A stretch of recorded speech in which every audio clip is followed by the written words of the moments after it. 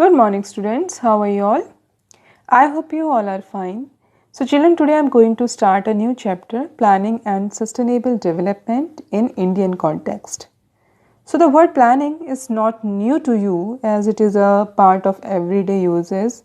So you must have used it with reference to preparation for your examination or visit to a hill station or any other place.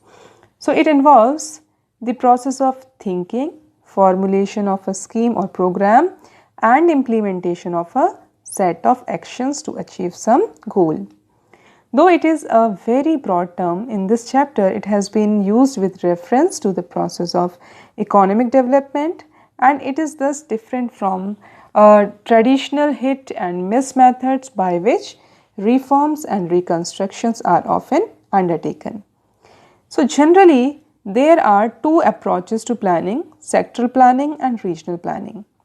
The sectoral planning means formulation and implementation of these sets of schemes or programs aimed at development of various sectors of the economy such as agriculture, irrigation, manufacturing power, construction, transport, communication, social infrastructure and services. So there is no uniform economic development over space in any country. So if we talk about the regional planning approach, so some areas are more developed and some lag behind. So this uneven pattern of development over space necessitates that the planners have a special perspective and draw the plans to reduce regional imbalance in development. So this type of planning is termed as regional planning. Now come to the target area planning. So what is this? So the planning process has to take special care of those areas which have remained economically backward, जो economically backward हैं. So as you know, the economic development of a region depends upon its resource base, but sometimes resource rich region also remain backward like Bihar, Jharkhand, Odisha.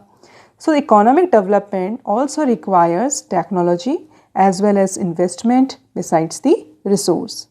So with a planning experience of about 1.5 decades, it was realized that regional imbalances in economic development were getting accentuated. In order to arrest the accentuation of regional and social disparities, the Planning Commission introduced the target area and target group approaches to planning. So here are some examples of programs directed towards the development of target area. So these are Command Area Development Program, Drought Prone Area Development Program, Desert Development Program and Hill Area Development Program. So here we will talk about the target group programs. So in this, the Small Farmers Development Agency, it is also called SFDA, and Marginal Farmers Development Agency, it is MFDA. So these are the target group programs. In the 8th 5-year plan, special area programs were designed to develop infrastructure in hill areas, northeastern states, tribal areas and backward areas. So now we will talk about the Hill Area Development Program, and this is related to the Area Development Program. So Hill Area Development Programs were initiated during 5th year plan covering 15 districts comprising all the hilly districts of Uttar Pradesh, Mikir Hill and North Kachar Hills of Assam, Darjeeling district of West Bengal and Nilgiri district of Tamil Nadu. The National Committee on the Development of Backward Area in 1981 recommended that all the hill areas in the country having height above 600 meter and not covered under tribal subplan be treated as backward hill areas. So the aims of hill area development programs are the detailed plans for the development of hill areas were drawn, keeping in view their topographical, ecological, social and economic conditions, and these programs aimed at harnessing the indigenous resources of the hill areas through development of horticulture, plantation agriculture, animal husbandry, poultry, forestry and small scale and village industries. तो इस तरह के जो programmes हैं उनको develop किया जाए, उनको बढ़ाया जाए, तो इसके लिए इन्होंने जो है हिल एरिया डेवलपमेंट प्रोग्राम की जो पॉलिसी थी उसको इंट्रोड्यूस किया इन 1981। Now come to the drought prone area program. So this program was initiated during the fourth five-year plan with the objectives of providing employment to the people in drought prone areas and creating productive assets. So initially this program laid emphasis on the construction of labor intensive civil works, but later on it emphasized on irrigation projects, land development programs, afforestation, grassland development and creation of basic rural infrastructure such as electricity, roads, market, credit and services. National Committee on Development of Backward Areas reviewed the performance of this program. It has been observed that this program is largely confined to the development of agriculture and allied sectors with major focus on restoration of ecological balance.